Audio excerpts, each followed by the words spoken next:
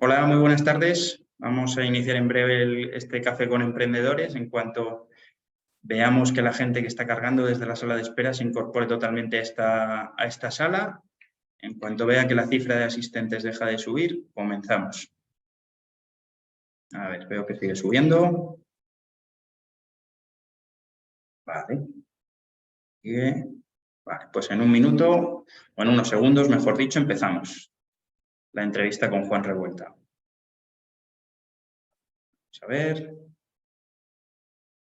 Sigue subiendo el número de asistentes. Bueno, yo creo que podemos ir empezando. Seguro que mucha gente se va a seguir uniendo según vayamos avanzando. Bueno, lo primero, muy buenas tardes y bienvenidos a este Café con Emprendedores.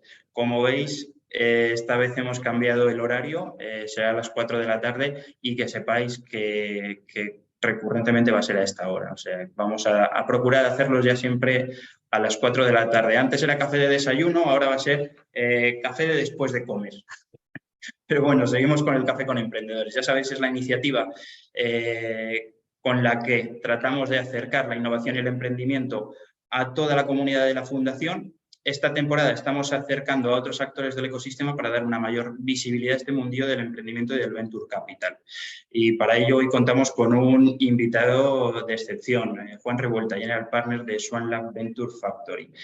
Como siempre, antes de comenzar la entrevista, os recuerdo que a lo largo de toda la entrevista podéis ir dejando vuestras preguntas, aquellas preguntas que le queráis hacer a Juan Revuelta, en el chat de Zoom y yo se las trasladaré posteriormente.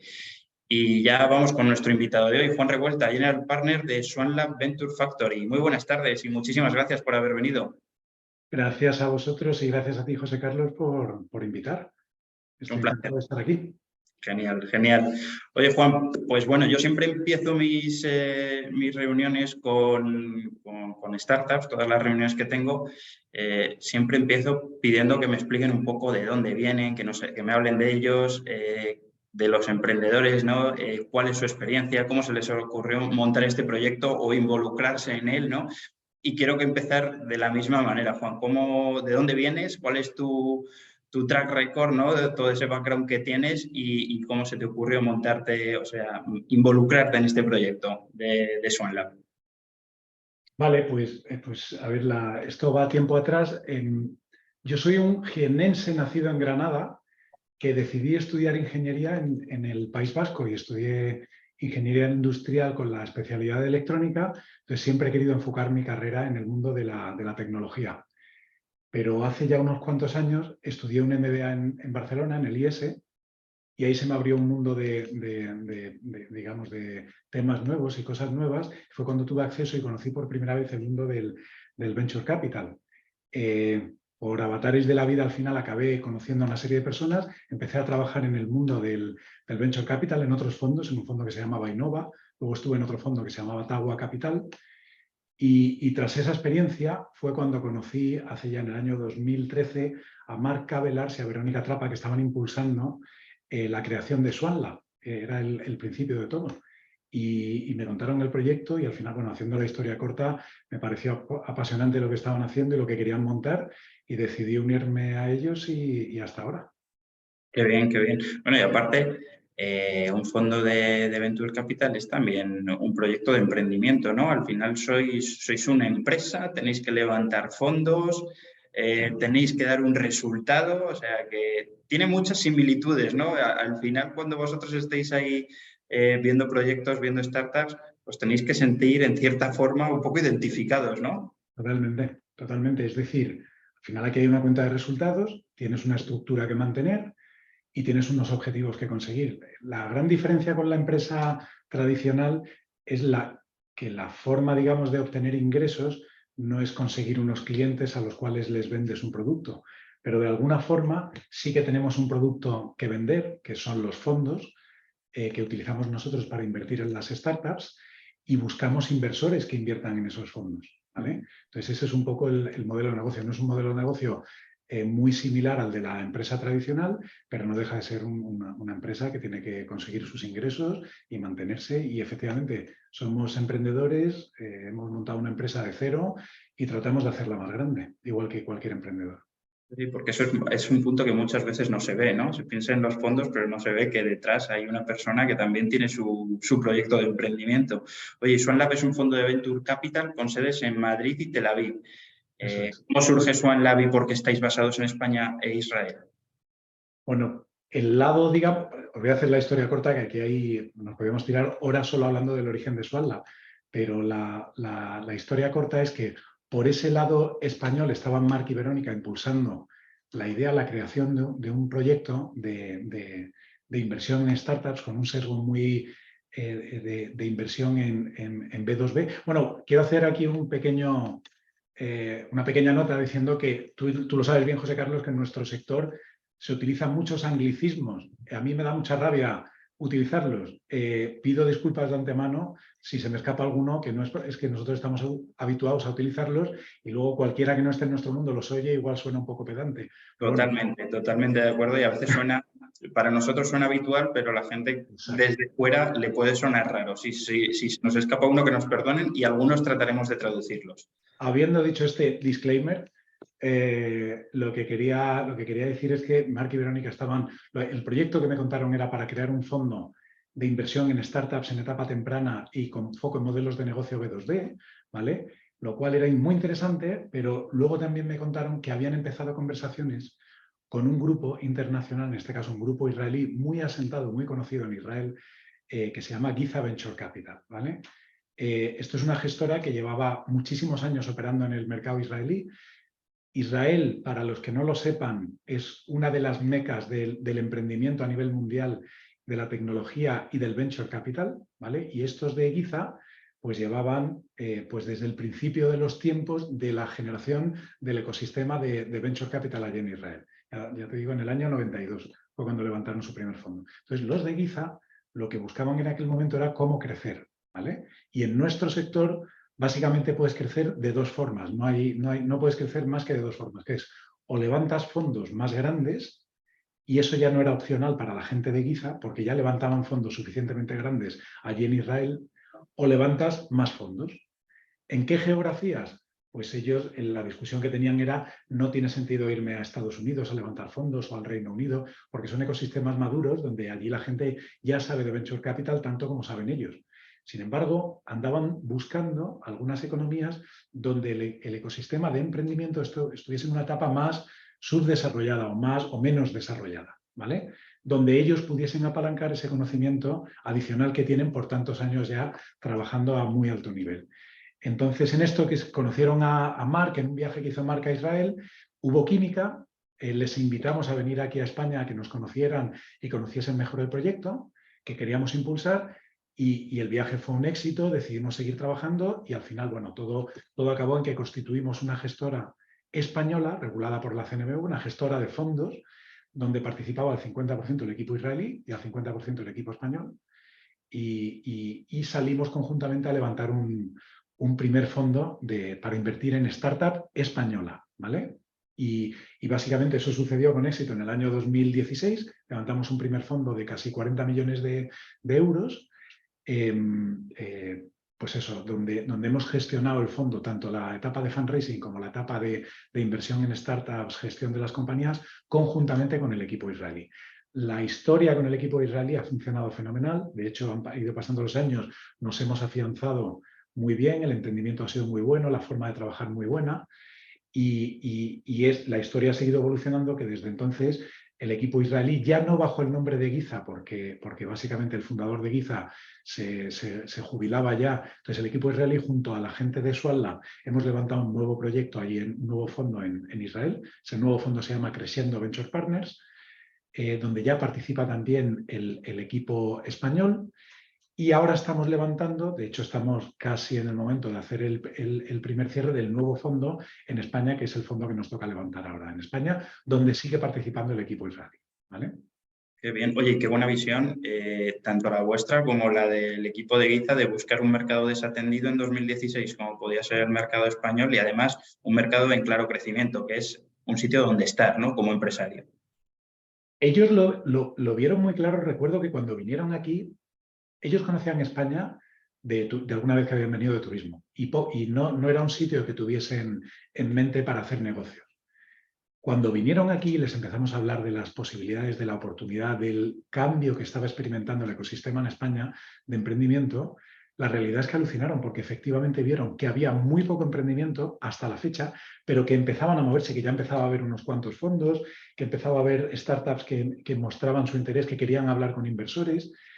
Empezaron a identificaron un país con unas grandes infraestructuras, con grandes compañías, que lo que estaba subdesarrollado era el mundo del emprendimiento, pero España como país para hacer negocios lo vieron muy avanzado.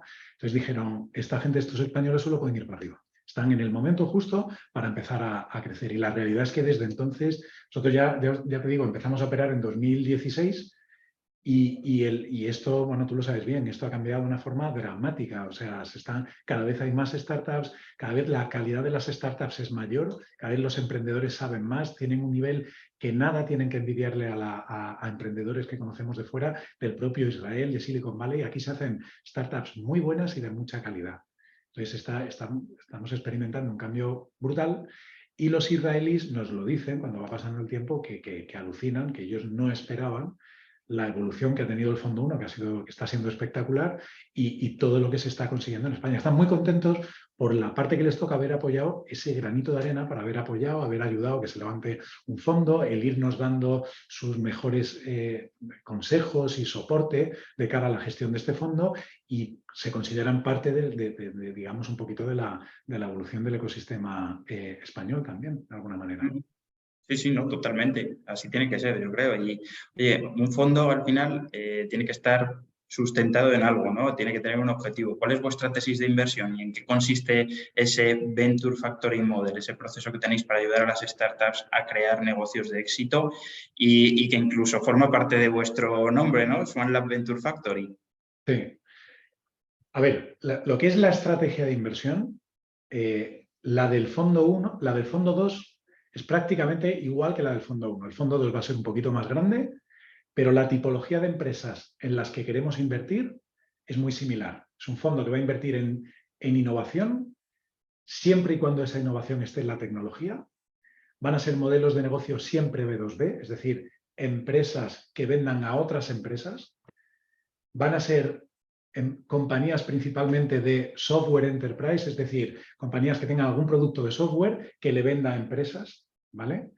Y vamos a invertir en etapas muy iniciales, lo que sería el post-capital semilla y la serie A, ¿vale?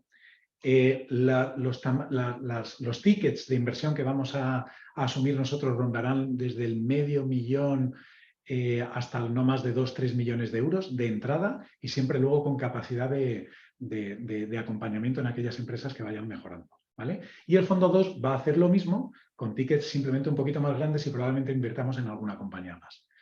Esos son los fondos de tecnología que estamos invirtiendo. Adicionalmente, también estamos preparando otro fondo en paralelo. Estamos ahora mismo de fundraising o de levantamiento de fondos de 2 fondos en paralelo. Uno es este de tecnología que te he comentado. Y hay otro que estamos también lanzando, que este probablemente se lanzará o justo antes de verano o, si no, poquito después de verano. Y es un fondo solo dedicado a agrotech, ¿vale?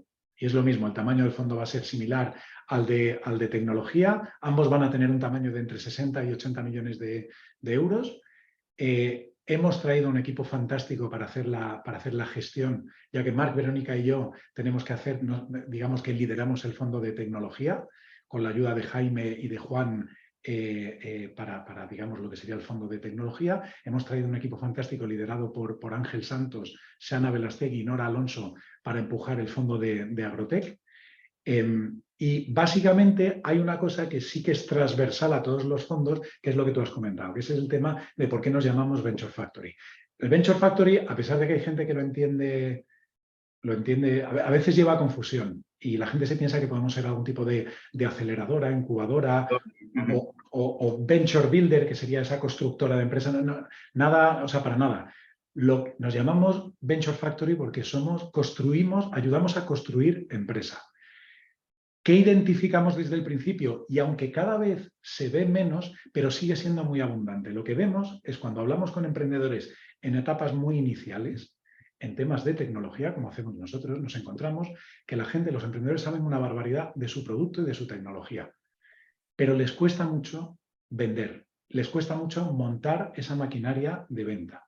Entonces, ahí es donde nosotros nos remangamos y todo lo que nos dejen y todo lo que ellos quieran tirar de nosotros, les tratamos de ofrecer ayuda adicional al dinero que ponemos en ese diseño de lo que sería la máquina de venta, ese go-to-market, ¿no? El diseño de la máquina de venta, la construcción de la metodología, el qué herramientas son las que mejor o peor pueden funcionar, y luego también les ayudamos en la ejecución de ese modelo comercial, sobre todo en las primeras etapas. Nuestra idea es ayudarles a que ellos internamente empiecen a realizar ellos las contrataciones necesarias para tener ya una máquina de venta bien engrasada de cara a la siguiente ronda. O sea, lo que queremos poder mostrar es que las empresas en las que invertimos han hecho los deberes de tal forma que llegan a levantar una siguiente ronda de capital con un modelo, con una máquina de venta que funciona razonablemente bien, y los nuevos inversores que tengan que entrar en la compañía ven que esa máquina de venta ya funciona bien, y es cuestión sobre todo de meter más dinero, porque todo lo que es la generación de oportunidades de venta, el tratamiento que se le hace a esas oportunidades de venta y el cierre que se hace a esas oportunidades de venta ya va funcionando razonablemente bien. Bien, hay unas tasas de conversión a lo largo del funnel de venta que funcionan razonablemente bien. Entonces los nuevos inversores hacen matemáticas muy sencillas y dicen: aquí es cuestión de meter tanto dinero y ese dinero se me va a multiplicar de manera más fácil. ¿Vale? Porque el canal de ventas ya está identificado porque vosotros habéis ayudado a eso. Y qué importante me parece ese punto, porque muchas veces los emprendedores se centran en hacer un muy buen producto, como tú has dicho, y se olvidan de vender. Y al final los inversores necesitamos también ver esas ventas, ¿no? Que demuestren que ese producto tiene cabida en el mercado y que hay gente dispuesta a pagar por él, y cada vez más, ¿no? Que vaya creciendo esas ventas. Y es fundamental, ¿no? Porque al final, si no, puede ser que levanten una ronda, difícilmente van a levantar la segunda. Y bueno, que estáis ahí ayudándoles, ¿no? Pues es muy importante, porque le vais a ayudar a hacer crecer el negocio y, como muy bien has dicho, a que levanten esa siguiente ronda y muchas más, y todo va bien. Exacto, exacto. Esa es la idea, sí. Y volviendo un poco atrás, decías que estabais levantando ese segundo fondo. Creo que ya habéis hecho el first closing o initial closing de vuestro fondo. ¿Puedes explicar un poco qué es esto del initial closing para los profanos en la materia? Claro. Y también, ¿cuál es el objetivo de este segundo? Bueno, el objetivo ya nos lo has contado más o menos, ¿no? Que aparte de este segundo estáis también levantando uno en Agrotech, que también me parece un sector súper interesante. Sí, sí. A ver, tú buscas levantar un fondo que tenga un tamaño concreto, que te ayude, que sea el tamaño perfecto para la estrategia de inversión que tú tengas, ¿vale? Nosotros, por ejemplo, para el tipo de cosas que hacemos, si levantásemos un fondo de 10 millones de euros, nos quedaríamos cortos, no tendríamos dinero suficiente para invertir. Si lo levantásemos de 500 millones, no sabríamos en qué invertir, porque no hay todavía un ecosistema en España que absorba tantísima cantidad de capital. Entonces, lo que nosotros creemos es que para la tipología de inversiones que queremos hacer, un tamaño entre 60 y 80 millones para invertir en España en esas cosas es perfecto, ¿vale? Entonces, ¿qué es lo que pasa? Que en vez de esperarte a tener todo el dinero que tenías como objetivo, la realidad es que con algo menos de dinero puedes ya empezar a operar, ¿vale? Entonces, a ese first closing que llamamos nosotros, que sería ese primer cierre, se suele realizar con una cantidad de dinero que sea suficiente para que, si no levantaras ni un euro adicional más, aún así tu estrategia de inversión siga funcionando, ¿vale? Nosotros ese primer cierre lo vamos a hacer con 43 millones. Digo lo vamos a hacer porque no lo hemos hecho, pero la realidad es que lo estamos haciendo, probablemente la primera llamada de capital sea mañana, o si no el lunes, ¿vale? Es decir, que ya el fondo es una realidad, se constituyó, ya lo incorporamos, lo constituimos, lo registramos en la CNMV, ya tenemos los compromisos iniciales de los que son los primeros inversores, y vamos a hacer ese primer cierre con 43 millones de euros, ¿vale? Entonces, es una realidad, y luego lo que estaremos es, lo que queda de año, pues haciendo, además de empezar a invertir con esos 43 millones iniciales que ya tenemos, seguir haciendo levantamiento de capital para alcanzar ese tamaño objetivo de 60, o incluso alcanzar el tamaño máximo que nos hemos fijado de 80, ¿vale? Entonces ese es el fondo de tech, de software que estamos levantando, ¿vale? Y el de agro sigue una tesis parecida, lo único que cambia es el tema de que este sí que es un fondo sectorial, Nosotros, el de tecnología, nosotros no invertimos en ningún sector concreto. Es decir, somos un poco agnósticos en cuanto al sector. ¿Por qué? Y esta es nuestra tesis. Consideramos que en España todavía no se generan oportunidades de inversión tan elevadas en un sector concreto como para montar un fondo dedicado a un sector concreto. Sin embargo, en agro sí que hemos visto que España es una potencia en agro y en España se realiza... España es una potencia, España es una especie como de país donde se cultiva para Europa y el resto del mundo. Pero además hay muchísimo I+D, muchísima tecnología en centros de investigación, en universidades que se está generando en España, que es genuina española, y que tiene mucho de potencial y recorrido. Simplemente que no ha habido la atención de los grandes fondos hasta el momento. ¿Por qué? Porque son proyectos que, digamos, no siguen la escalabilidad habitual que buscamos los fondos en proyectos de software, ¿vale?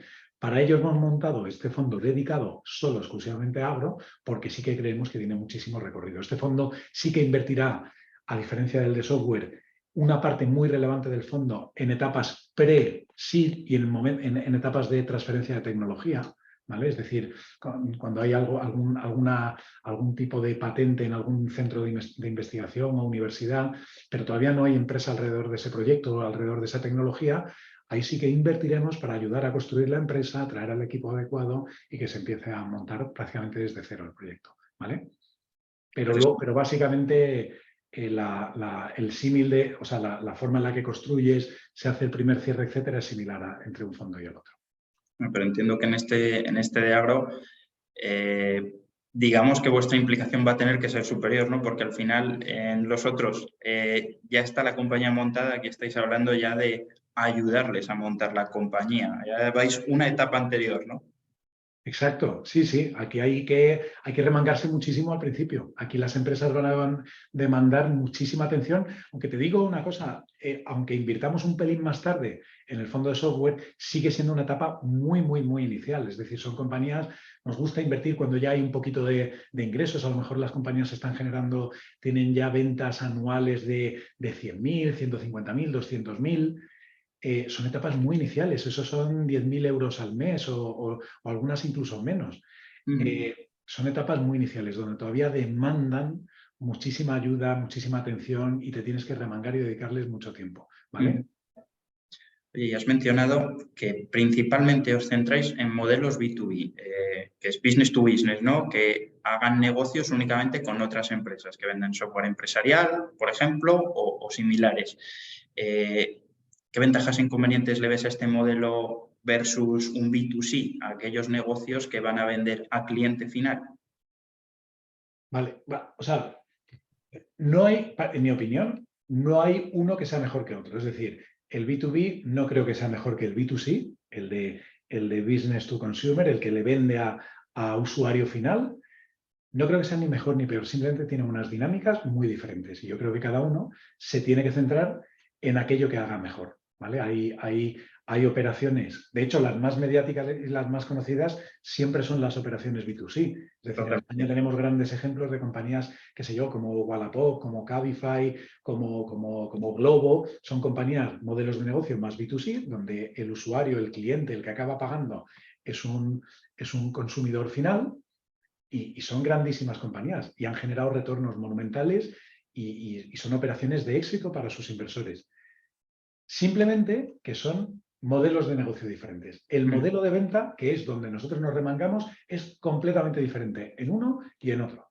En B2B, el océano de posibles clientes de la compañía es limitado. En B2C es prácticamente infinito. O sea, tú quieres montar una empresa, una startup B2C en España, pues de entrada tienes 40 millones de españoles como potenciales compradores, ¿vale? Y si quieres, luego le das acceso europeo, tienes a cualquier europeo. Es decir, es prácticamente infinito. En B2B, no. En B2B tú tienes una empresa que vende un tema de ciberseguridad para hacer lo que haga y tienes identificados, pues yo le voy a vender al sector financiero. Pues ya tienes los bancos. Entonces, en España, ¿cuántos bancos hay? Entonces tienes un universo, digamos, limitado de empresas a las que venderle, ¿vale? Es una venta más compleja, los tiempos de venta son mucho más largos que en el B2C. En el B2C hay un anuncio, hay un mensaje, hay algo, convences al comprador y el comprador coge y compra. Es una venta muchas veces más impulsiva. En el B2B no es así, la venta no es impulsiva, es una venta que necesitas convencer a mucha gente durante ese proceso de venta. Son, ya te digo, procesos de venta muy largos, que pueden llegar de 6 meses a 1 año o más. Es una venta consultiva, se llama, es una venta donde interviene mucha gente. Dentro de la startup tienes gente de marketing, tienes mucha gente dentro del departamento de ventas, tienes gente de producto, gente incluso de tecnología, que van aportando su granito de arena para que ese proceso de venta fluya y vaya bien. Es decir, así visto dices, joder, ¿para qué haces B2B? Parece peor, pero tiene una serie de ventajas. Una vez consigues un cliente, el cliente es mucho más leal. Es un cliente que lo normal es que te dure mucho más tiempo que lo que te dura el cliente en el B2C. En el B2C es un cliente impulsivo que te ha comprado, te ha hecho una compra porque en un momento concreto quería unas zapatillas y se las ha comprado, pero vete tú a saber si repetirá o no. Dependiendo, es un cliente, digamos, que tiene menos afinidad, tiene más afinidad al precio, tienen más. Y en un corporativo eso no suele suceder. Una vez has conseguido entrar en un corporativo como cliente, estás dentro y si no lo haces mal, sueles tener un anclaje que te suele durar años. Pagan más también los corporativos, es decir, cuando cierras un contrato B2B en el mundo corporativo, sobre todo cuando atacas a grandes corporaciones y demás, son contratos habitualmente mucho más grandes que los que puedas encontrar en el B2C. Es decir, hay pros y contras, ¿vale? Nosotros lo que sabemos hacer, y el ADN de SwapLab está basado en eso, es la venta consultiva. Es donde nosotros podemos aportar valor. Por tanto, para nosotros no tiene sentido centrarnos en el B2C. No porque pensemos que sea malo, sino porque creemos que es donde más podemos apoyarnos en el B2B.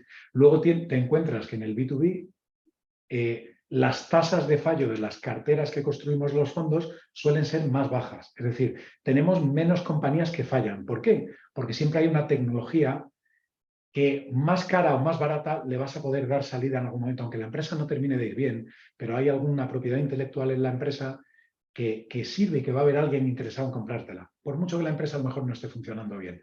Y a lo mejor no la vendes por el precio que querías venderla, pero le consigues sacar, la consigues colocar y habrá algún corporativo que acabe interesado en ella. En el B2C no suele pasar eso. En el B2C, si ejecutas bien y te sale bien, la empresa vale un disparate y si no te salen bien las cosas por el motivo que sea, no has tenido la ejecución correcta y demás, muchas veces lo que haces en la empresa la tienes que cerrar, no vale nada y pierdes todo el dinero. Entonces, las matemáticas de los fondos suelen ser que en empresas más B2B tenemos una tasa de fallo más baja, pero también los retornos cuando las cosas no salen bien no son tan altos como en el B2B. Con el B2C, perdón. Y al revés, en el B2C, cuando las cosas te salen bien, es un disparate lo que puedes llegar a ganar por una empresa que te ha salido bien. Sin embargo, hay muchísimas en tu cartera que lo normal es que te vayan mal. Son unas matemáticas diferentes. Sí, no, 100%. Creo que lo has explicado perfecto. Solo añadiría una cosa. Normalmente los negocios de B2C necesitan más dinero para financiarse. Y eso los emprendedores que quieran montar un negocio B2C lo tienen que tener en cuenta, que van a necesitar levantar muchas rondas, porque al final es lo que decías, ¿no? Cuando el mercado es pequeño, tienes pocos clientes a los que dirigirte, puedes focalizar mucho más los esfuerzos, pero cuando el mercado es prácticamente infinito, tienes que ser mucho más expansivo en la forma de comunicar y de hacer campañas de marketing. Exacto. Y hablando de estos puntos que miráis sobre todo B2B, ¿en qué se fija SwapLab para que un proyecto sea invertible? ¿Cuáles son las claves para que, oye, alguien que nos esté viendo y tenga su proyecto y diga, oye, quiero hacerle llegar el proyecto a SwapLab, que lo ve Juan Revuelta y quiero que diga, este es el proyecto en el que quiero invertir? ¿Qué es aquello que miras? A ver, nos gusta encontrar un producto con una innovación en tecnología que sea suficientemente potente como para generar barreras de entrada alrededor de esa tecnología. Es decir, competidores va a haber, tiene que haber, lo sano es que haya. Le da valor al mercado. Pero que ese producto sea suficientemente robusto como para ponerle las cosas muy difíciles a la competencia. Y que esas barreras de entrada, como he dicho, vengan gracias a la tecnología. Tiene que jugar o competir en mercados que sean grandes, crecientes, pero sobre todo muy crecientes, ¿vale? O que huelas que hay un potencial de crecimiento muy elevado, que es que aunque lo hicieses mal, vas a crecer porque el propio mercado te va a llevar a crecer, ¿vale? Eso se suele dar en nichos o en oportunidades o en mercados o en áreas innovadoras, en áreas que son razonablemente nuevas y donde esa nueva tecnología aporta un valor diferencial tan grande que se va generando un mercado alrededor de todo ello, ¿vale? Nos gusta que haya competencia, pero que no sea una competencia atroz, es decir, que haya un término medio. no esté el mercado completamente lleno de 1000 rivales y además que lo están haciendo todos fenomenal y que han levantado todos una barbaridad de rondas de capital con dineros estrafalarios.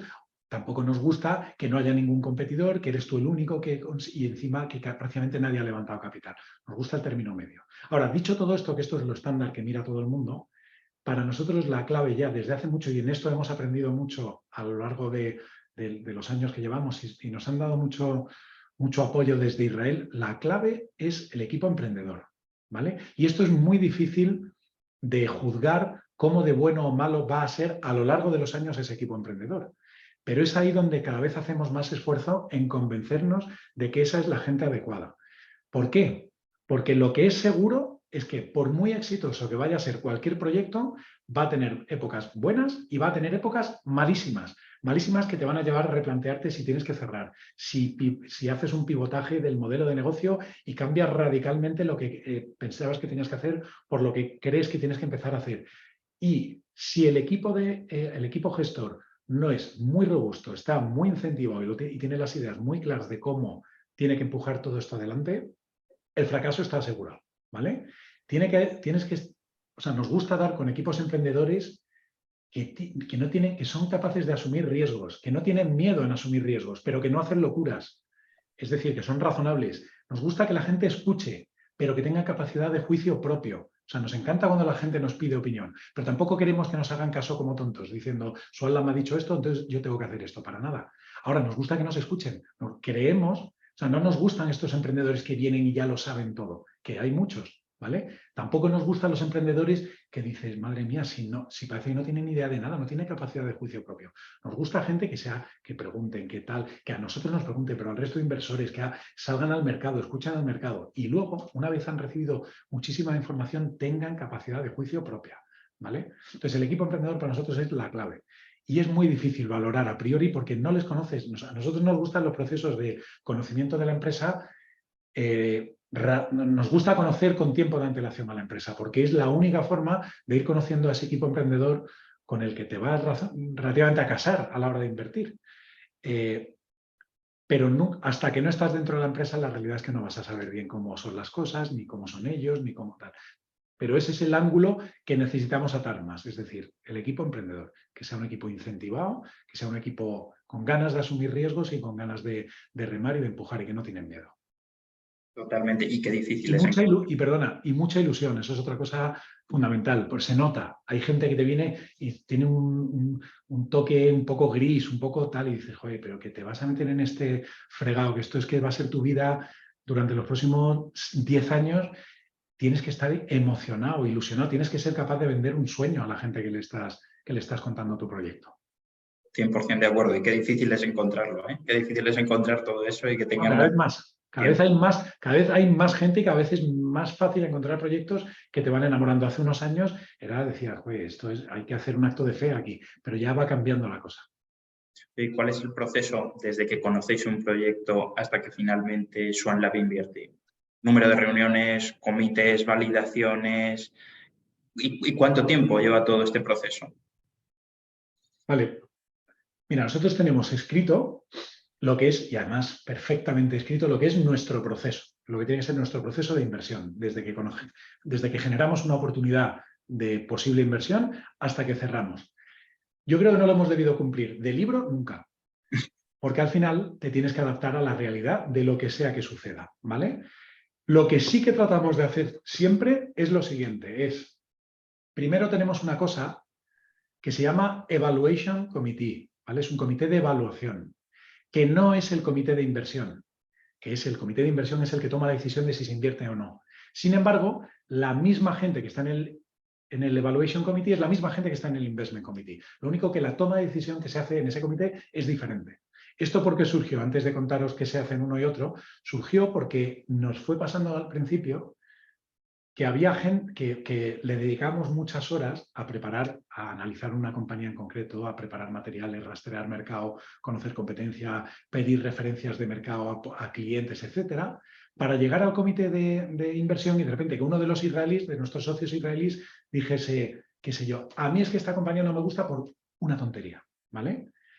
Y y de repente se nos cae la oportunidad y dices, yo por esta tontería no tenía sentido haberle dedicado todo este tiempo. Hemos perdido tiempo internamente y se lo hemos hecho perder a los emprendedores. Entonces, ¿qué instalamos desde hace ya años y nos está funcionando muy bien? Es ese comité de evaluación previo donde a lo mejor yo y alguien de mi equipo hemos generado una oportunidad de inversión. Me reúno 1 o 2 veces con el emprendedor y a mí me ha convencido. Digo, oye, esta compañía a mí me gusta.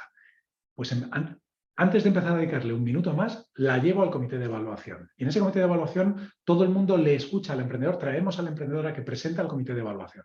Y le hace la misma presentación que me ha podido hacer a mí, ¿vale? Y tienes a todo ese comité de evaluación, a toda esa gente, que en este caso somos 6 personas. En el nuevo fondo vamos a ser 5 personas, ¿vale? 2 israelíes y 3 españoles, Marc, Verónica y yo.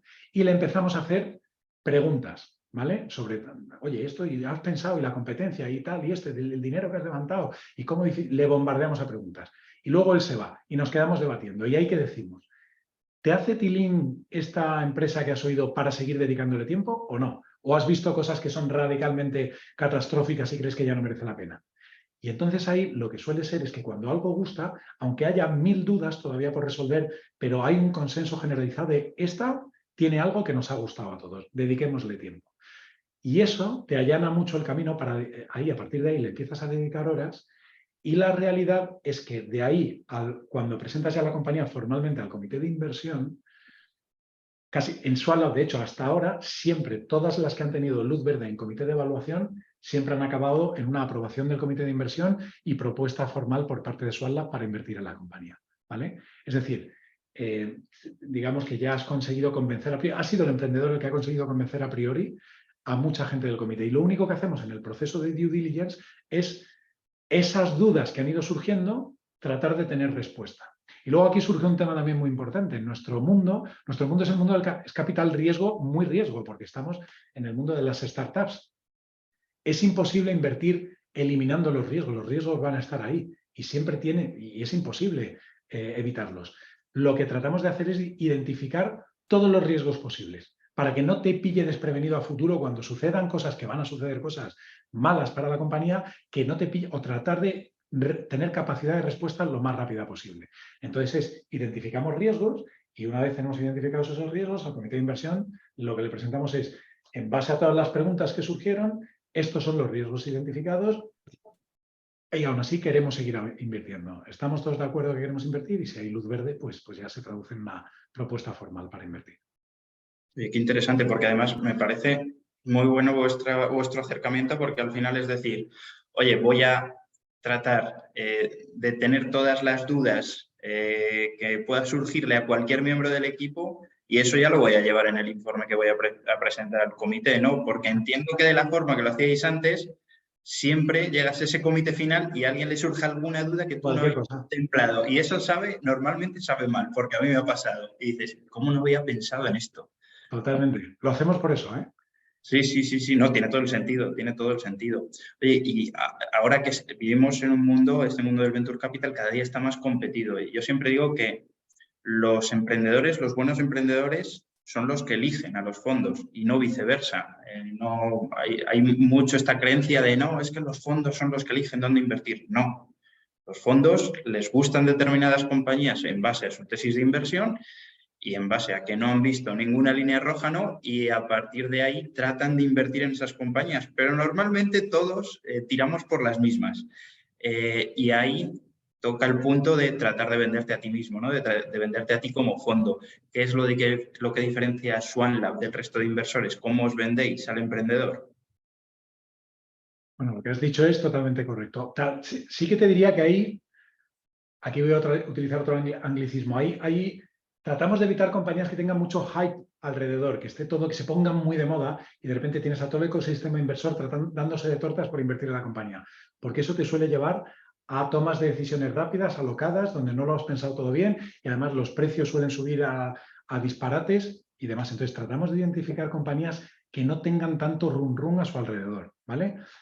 Pero estoy contigo que cada vez es más difícil, cada vez hay más fondos y los fondos al final, y los emprendedores también hacen bien sus deberes, como tienen que hacerlo, que es no voy a llamar solo a una casa, voy a llamar a diferentes fondos porque quiero entender qué es lo que hacen y efectivamente cuando la compañía tiene chicha por detrás y merece la pena, vas a competir o vas a, por lo menos, tratar de entenderte con otra gente. Y al emprendedor le tienes que convencer. A nosotros nos ha pasado ya un montón de veces que cuando nosotros le vamos haciendo preguntas que son, oye, convénceme a mí de por qué tengo que invertir en ti, de repente la conversación empieza a cambiar oye, y convénceme tú a mí, tu inversor, convénceme a mí, emprendedor, de por qué te tengo que dejar de invertir, por qué te tengo que aceptar como socio en mi compañía, qué me vas a aportar, porque dinero, tengo muchos fondos que me aportan dinero. Además del dinero, ¿qué más me aportas tú? Entonces, bueno, aquí en España yo creo que primero el ecosistema ha cambiado mucho para beneficio de todos y hay muchos fondos muy buenos en la misma etapa en la que está Swan Lab. De hecho, competimos con ellos solo en la etapa, digamos, de fundraising. Luego colaboramos con ellos y coinvertimos con muchos de ellos a la hora de invertir en compañías, ¿vale? Es decir, hay fondos muy buenos y yo te diría que por qué cosas tratamos de contarles a los emprendedores, donde sí que creemos que les podemos ser de más ayuda, más allá del capital, es en esa capacidad de pivotar y ayudarles a construir todo su modelo de venta, toda su maquinaria de venta, sobre todo en compañías donde no tienen prácticamente nada, donde están muy perdidos, donde lo único que el emprendedor les sale es decir, necesito fichar a un director de ventas que me ayude a montar esto porque yo no sé.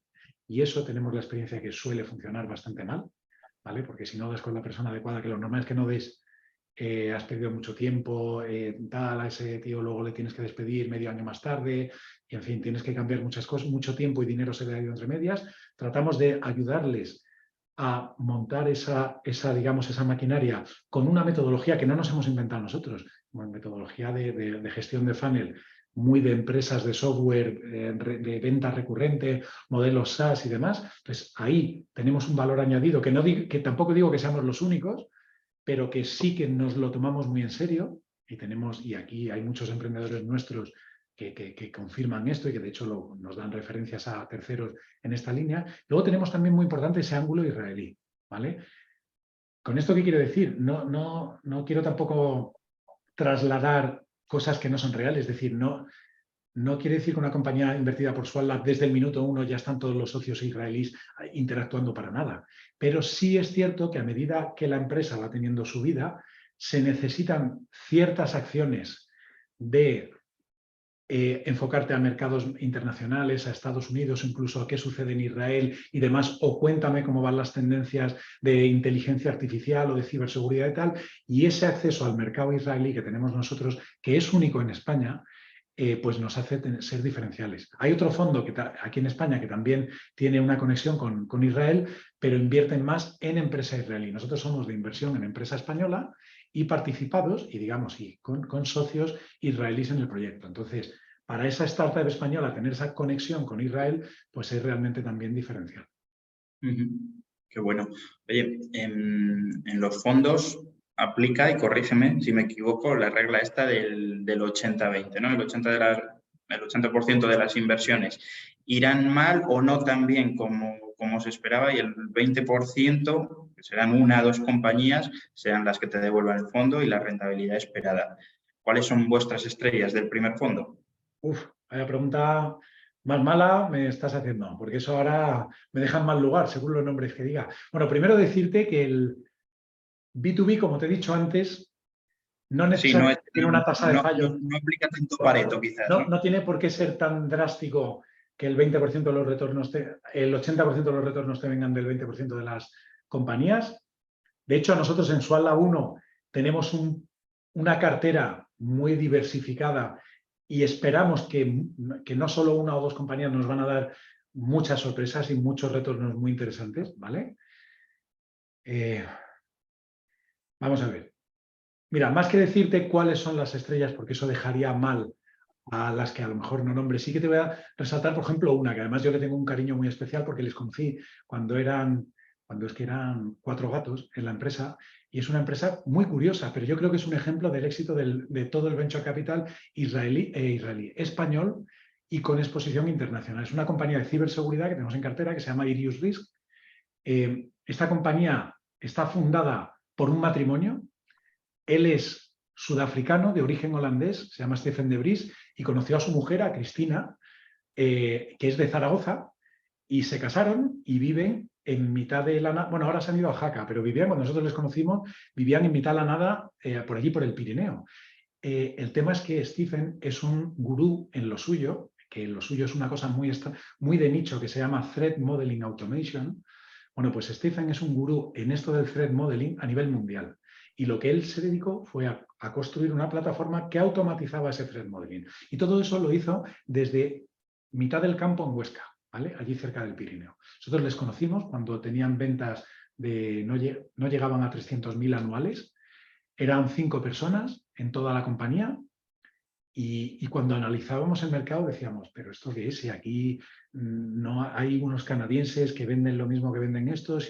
Era un mercado enano. Estuvimos a punto de no invertir, pero la realidad es que al final nos convencieron, nos convencimos, vimos las bondades del proyecto, ayudamos a la compañía a que, o sea, Swan lideraba la ronda, pero ayudamos a la compañía a traer otros 2 inversores más, que fueron otro fondo español que se llama JME y a un corporativo israelí portugués muy grande, que es el grupo Sonae, y montamos esa primera ronda de inversión. Invertimos en Irius y desde entonces la compañía ha levantado otras 2 rondas adicionales de capital, esta última el año pasado, que han sido 30 millones de dólares. La compañía está cerca ya de alcanzar ventas de 10 millones de euros recurrentes y anuales, con un plantel tienen casi 100 clientes ya. Cuando miras los logos de clientes que están cerrando es brutal, son grandes, o sea, son empresas tipo IBEX, son empresas a nivel internacional, grandes bancos de la City de Londres, grandes bancos americanos, compañías tecnológicas de primer nombre y de primera línea. Es decir, una empresa que lo está haciendo realmente bien. Ahora mismo ya tienen un equipo de 80 desarrolladores, muchos de ellos basados que salen de la Universidad de Zaragoza y demás, basado aquí en España. Entonces, vamos, estamos súper orgullosos. Es un ejemplo del tipo de inversiones que queremos seguir haciendo y sin duda va a ser una de las estrellas del portfolio. Hay más, o sea, tenemos otras que han levantado rondas fantásticas este año, como 6layer de Valencia o Pulpo aquí en Madrid. Tenemos también Odilo aquí en Madrid, pero origen en Cartagena. También levantó una ronda brutal de 60 millones de euros también el año pasado. Es decir, tenemos muchas, es un portfolio muy diversificado que esperamos en fin, que vaya a haber bonitas sorpresas, no en 1 o 2, sino en muchas del portfolio. Qué bien, qué bien. Oye, esperemos que sí, esperemos que sea así. Y compartimos algunas. O sea que... Compartimos algunas, sí, sí. El programa Venture Capital de Bankinter es un coinversor de algunas de las participadas de SwanLab, en concreto creo que de 3. 3, sí. Y doy fe de todo lo que dice Juan y de lo mucho que apoyan a las compañías. Has mencionado por lo menos 2 sectores en el tiempo que llevamos hablando. Uno está clarísimo, que es el agro, el sector agrotec, ¿no?, que está por explotar. Con esta última compañía nos has mencionado el sector de la ciberseguridad. ¿Qué otros sectores te parecen más atractivos actualmente para invertir? Bueno, yo, sin duda, ciberseguridad a mí me encanta. Creo que eso, o sea, tiene un recorrido que no va a dejar de ser creciente en los años que vienen. Y en España hay mucho potencial y conocimiento técnico como para que se generen más startups de ciberseguridad de lo que hay. Ya hay muchas más de las que había hace unos años, ¿vale? Es decir, que está creciendo. España no es Israel, que lo de Israel es una locura la cantidad de startups en ciberseguridad que se generan, pero no tenemos nada que envidiarles. Aquí hay unas cuantas de primer nivel internacional y muchas más pequeñas que tienen muy buena pinta y que yo creo que se pueden posicionar en los años, de aquí a varios años, como empresas líderes en lo suyo a nivel internacional. O sea, para mí ciberseguridad es un sector súper interesante. Luego está todo el tema que no es tampoco de un sector concreto, son tecnologías que te puedes encontrar en muchos sectores, pero que cada vez está más de moda, que es el tema de la inteligencia artificial. Todo el mundo está hablando de inteligencia artificial ahora. Esto es algo que le hace flaco favor a los proyectos de inteligencia artificial, porque todo se pone con demasiado hype, como comentaba antes, pero la realidad es que está para quedarse y cada vez más compañías se apoyan en modelos de inteligencia artificial para mejorar sus operaciones o ofrecer mejores productos a sus clientes. Y es brutal lo que vamos viendo que se va consiguiendo, ¿vale? Gracias a inteligencia artificial. Todo el tema de la aparición esto de OpenAI, ChatGPT y demás ha hecho que haya explotado en la opinión pública también el tema de la inteligencia artificial, que es algo que los fondos ya venimos viendo desde hace años, pero ahora ya se ha hecho de acceso, digamos, mediático y todo el mundo en la calle ya sí que va hablando de la inteligencia artificial, de los pros, de los contras, pero sin duda nosotros cada vez más empresas que vamos viendo están basados en modelos de inteligencia artificial, pero sin lugar a dudas, y está para quedarse. Profundizando un poco en el tema este de la inteligencia artificial, es cierto que algunas startups lo ven, algunos fundadores y fondos en general, una parte, podríamos decir, del ecosistema Venture, lo ve como una oportunidad e incluso una oportunidad de apalancar su modelo de negocio, ¿no?, en la inteligencia artificial para que le dé nuevas capacidades, pero también hay otras startups, otros inversores que en determinados proyectos lo ven como una amenaza y dicen, oye, es que este nicho de mercado a lo mejor lo barre la inteligencia artificial. ¿Vosotros ahí cómo lo veis? A ver, hay una realidad, pero esto no es de ahora. O sea, esto ha sucedido históricamente. Siempre que ha habido cambios tecnológicos o generaciones muy innovadoras de tecnología que han irrumpido en algún sector concreto, la gente se tiene que adaptar. Eso es una realidad. Ha pasado en innumerables ámbitos y campos diferentes. La tecnología a nosotros nos gusta que esté para apoyar a mejorar la vida de la gente, la eficiencia en las operaciones y demás. Y habrá sectores donde les impacte de alguna forma, donde ese modelo de funcionamiento tradicional esté abocado a morirse. Y lo que tiene que hacer la gente que está en ese sector es adaptarse, utilizar, apoyarse en esa nueva corriente, en esa nueva oleada de tecnología que esté surgiendo y utilizarla para mejorar tu forma de funcionar tradicional. Siempre hay gente que eso no lo sabe hacer y es cuando vemos que hay compañías en cualquier ámbito, hay compañías históricas que depende de la noche a la mañana mueren porque no han sabido hacer esa transición tecnológica, pero surgen nuevas que te dan esa forma que atienden ese mercado o esa necesidad utilizando nuevas tecnologías, lo hacen de mejor forma, más eficiente, más barata, en fin, ya hay una serie de cosas que hacen que sea mejor. Entonces, yo creo que estas cosas no hay que mirarlas con miedo, hay que mirarlas de forma de entender cómo la tecnología está para ayudarnos, está como para mejorar la vida de la gente, la forma de funcionamiento de las empresas y demás. Y nosotros lo que queremos es apoyarnos, digamos, aportar nuestro granito de arena en ayudar a generar empresas que contribuyan a este desarrollo de la sociedad, pero de forma positiva.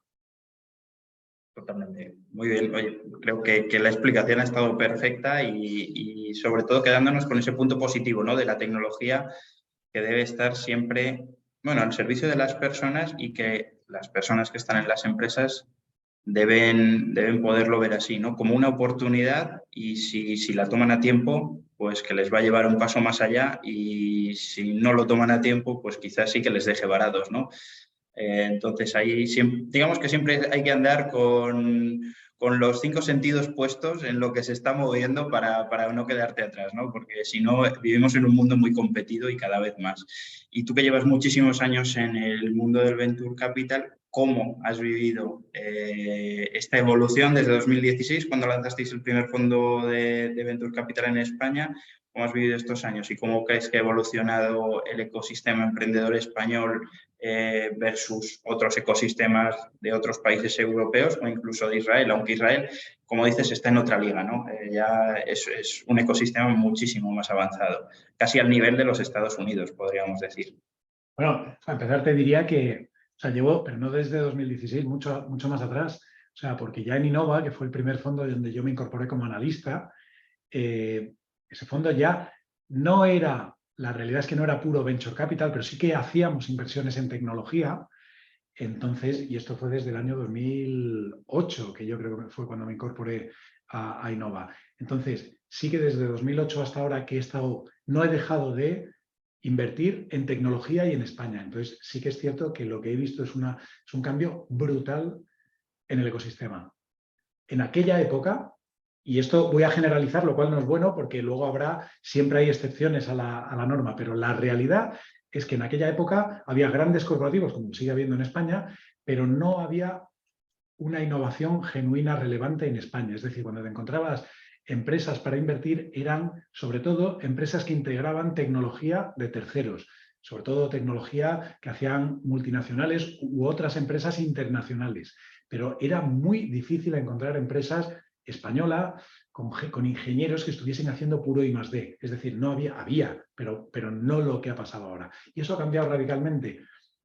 Ayudó mucho, tristemente, pero es como suelen pasar estas cosas, la gran crisis que tuvo España, España, el mundo entero, desde el año 2008 en adelante y los siguientes años, con la quiebra de Lehman y demás, hubo una falta de acceso brutal hacia la financiación, hubo muchísimos despidos masivos en esos grandes corporativos que había aquí en España, y de repente la gente de la noche a la mañana, mucha gente con experiencia, habiendo gestionado tecnología, gente, proyectos, en el pasado, de la noche a la mañana, se encuentran con una indemnización, pero que ya no están en ese corporativo en el que habían trabajado toda su vida, y se ponen a emprender, porque no les queda otra opción. Era, o si me quiero quedar aquí con mi familia como he estado, o emprendo, o porque trabajo no tengo, y no me quiero ir fuera de España. Entonces, de la noche a la mañana, un mogollón de gente empezó a emprender. Hubo un boom de emprendimiento aquí en España como no habíamos visto antes. Y además todo esto se fue retroalimentando, porque emprendedores que habían sido exitosos en la primera oleada, te hablo de mucho atrás, iban transmitiendo conocimiento a toda esta hornada nueva de emprendedores que ávidos por conocimiento iban mejorando. Entonces ha habido un aprendizaje monumental en cuestión de muy poco tiempo, y el ecosistema español ha cambiado de forma dramática. A día de hoy, estando todavía lejos en cuanto a los volúmenes de inversión y desinversión que te puedes encontrar en otros países similares a España a nivel europeo, pero sí que las tasas de crecimiento que está experimentando el mundo del emprendimiento y del venture capital en España son brutales, probablemente de las más altas de Europa, si no las más altas de Europa. Es decir, es un sitio muy bueno para venir a emprender y para venir a invertir a día de hoy. Sí, no, y estoy 100% de acuerdo con lo que has dicho. He visto varios análisis sobre cuáles han sido los años en los que los Venture Capital han hecho mejor rentabilidad, y precisamente han sido los años de crisis. Exacto. Los años en los que han salido muchos proyectos, y muchas veces esa falta de acceso a otro tipo de financiación les ha llevado por la vía del Venture Capital. Y también, todo se ha dicho, normalmente en las épocas de crisis también las valoraciones han sido más comedidas, que también es un factor relevante a tener en cuenta a la hora de hacer un buen retorno en una inversión. Es algo que estamos volviendo a vivir otra vez, es decir, ahora hay una realidad, una incertidumbre de mercado. Los mercados de capitales lo han sufrido, ha habido mucha volatilidad. Tienes una realidad que es la guerra de Ucrania, contra la guerra de Ucrania contra la incertidumbre que trae, el tema de la inflación disparada. Es decir, hay una situación de incertidumbre, ha habido despidos masivos en prácticamente todas las grandes tecnológicas. O sea, se vuelve a repetir muchas de las cosas que generan que haya un caldo de cultivo monumental. Lo normal, esto no tiene por qué pasar, pero sí que es parte de lo que nosotros creemos que va a pasar, es que añadas de fondos que se levanten ahora, como espero que sea el nuestro, sean añadas muy buenas también de cara a futuro. ¿Vale? Te iba a decir que qué buen momento para lanzar un nuevo fondo, ¿no? Sí, Pero qué buen momento, como te ha pasado a ti, que ya tienes por lo menos el first closing hecho, porque si no, para levantar financiación es un momento complicado para es un nuevos. momento más difícil, sí. Sí. Bueno, llevamos un año y algunos meses de levantamiento de capital, precisamente por lo que estás comentando, porque no es un momento fácil. Ha habido, sobre todo, es más fácil cuando hablas con family offices y familias. Perdona, que me ha saltado aquí una ventana. Es más fácil cuando hablas con familias, con patrimonios personales y demás. Sin embargo, cuando hablas con institucionales, públicos, sobre todo privados, ahí es muy complejo, porque tienen requisitos que les hacen, que en fin, que la situación de incertidumbre hacen que sus requisitos de repente varíen, y de la noche a la mañana una de las principales fuentes de financiación o, digamos, de atracción de inversores para los fondos se evaporan. Entonces, bueno, hay que adaptarse, como todo, como cualquier emprendedor. Nosotros también lo tenemos muy difícil, y lo único que hay que hacer es no perder la ilusión y seguir empujando y remando. Totalmente de acuerdo. Oye, nos quedamos sin tiempo. Te voy a hacer una última pregunta y lo dejamos. ¿Qué consejo o aprendizaje compartirías con los emprendedores que nos estén viendo? Pues, a ver, con emprendedores, si ya son emprendedores, hay poco que decirles, porque ya estarán sufriendo en sus carnes lo duro y lo complicado y en fin, y que hay que estar hecho de otro material. Ahora, Y esto va para los que estén planteando invertir. Hay que tenerlo muy claro, es un mundo súper duro, muy complejo, muy complicado. Asumes una cantidad de riesgos que es que si lo piensas fríamente y lo analizas dices, no tiene ningún sentido que me meta a hacerlo. Pero no conozco ningún emprendedor que tras emprender diga, no tenía que haberlo hecho. En el momento, la gente que yo conozco y la gente a la que tengo acceso, en ese momento que empiezan a emprender, te vaya bien o te vaya mal en ese proyecto emprendedor, es un camino de no retorno. Has entrado en una forma de trabajo que es apasionante, en un estilo de vida que es tan apasionante que ya no tiene vuelta atrás. Ya tu vida no va a volver al derrotero del gran corporativo, donde tal, al trabajo casi por cuenta ajena. ¿Vale? Entonces, yo lo que le diría, sobre todo a esa gente que quiere plantearse emprender, que es un mundo, un camino muy difícil, pero que si tienen esa mosca detrás de la oreja de bueno, intentarlo, ese sueño hay que perseguirlo, porque es muy gratificante también de muchas formas, aunque incluso el proyecto no salga bien. Muchas veces, aún no saliendo el proyecto bien, te posicionas, o sea, tu valor en el mercado crece de forma drástica por esa experiencia vital que has tenido, aunque no fuese bien el proyecto. Luego a lo mejor te lleva a emprender de nueva forma y todos los aprendizajes del primer proyecto te sirven para el segundo. En fin, es algo que con ilusión, con mucha ilusión, yo creo que tiene mucho sentido hacerlo. Y en España necesitamos que haya emprendedores. Es el motor de la economía. 100% de acuerdo, hay que lanzarse a emprender. Animo a todo el que quiera que se ponga y que le lance los DEX a SwanLab y al programa Venture Capital de la Fundación Innovación Bank Inter y vemos si se puede invertir. Muy bien. Oye, pues aquí lo vamos a dejar porque nos hemos pasado ya un poquito del tiempo y hay que dejarle a la gente también que haga otras cosas, aunque si por mí fuera nos quedaríamos aquí hablando largo y tendido. Me ha parecido una charla súper interesante, nos has contado cosas estupendas, extraordinarias y que nos han ayudado a tener un poco más de visibilidad sobre lo que es el mundo del Venture Capital. No solo desde ese lado emprendedor, sino también desde el lado inversor, que es el otro punto que nos faltaba y me parece un punto imprescindible, porque al final hay que entender a todos los actores que funcionan en un ecosistema para comprender realmente cómo interactúan y cómo dirigirte a ellos muchas veces, qué ven, qué buscan, dónde encuentran el valor y comprenderlos mejor, ¿no? Así que muchísimas gracias, Juan, por haber compartido tus experiencias con nosotros. Ha sido todo un placer escucharte y sin más, aquí despedimos este evento. Muchísimas gracias a toda la gente que nos ha estado escuchando esta tarde y que tengáis un excelente día. Gracias a ti, gracias a todo el mundo. Muchísimas gracias, Juan. Adiós.